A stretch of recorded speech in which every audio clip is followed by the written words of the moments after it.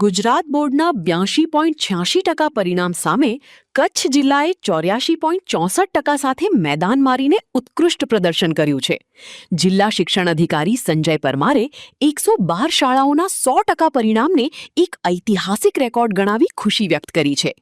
આ વર્ષે 662 જેટલા તેજસ્વી વિદ્યાર્થીઓએ શ્રેષ્ઠ ગ્રેડ મેળવીને ગત વર્ષના પરિણામનો આંકડો પણ વટાવ્યો છે.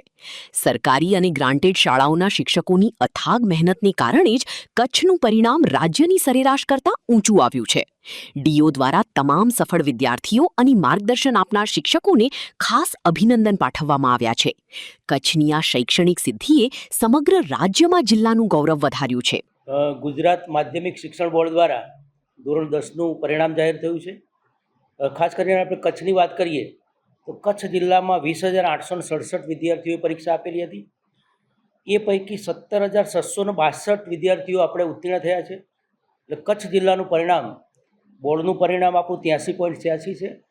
જ્યારે કચ્છનું પરિણામ બોર્ડના પરિણામ કરતાં વધુ 84.64% આવ્યું છે.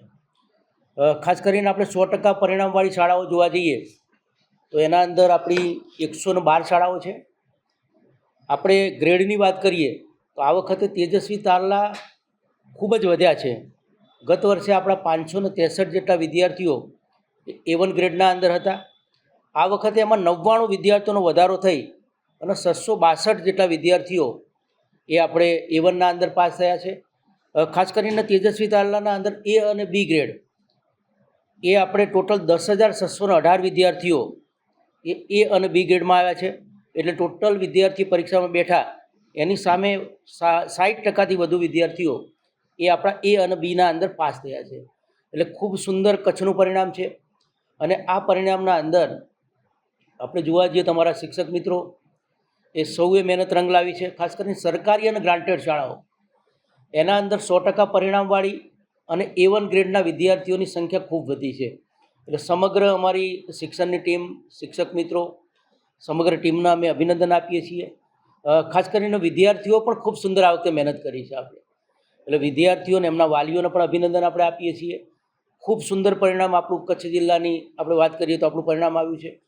અને ખાસ કરીને આપણે કચેરી તરફથી પણ આપણે 5 જેટલી પ્રી બોર્ડ એક્ઝામ લીધેલી હતી. આપણી યુટ્યુબ ચેનલ ઉપર વિષય તજજ્ઞોના પાઠ પ્રસારિત કર્યા હતા. અને અમારી સંયુક્ત સમગ્ર ટીમની મહેનત એ રંગ લાવી છે.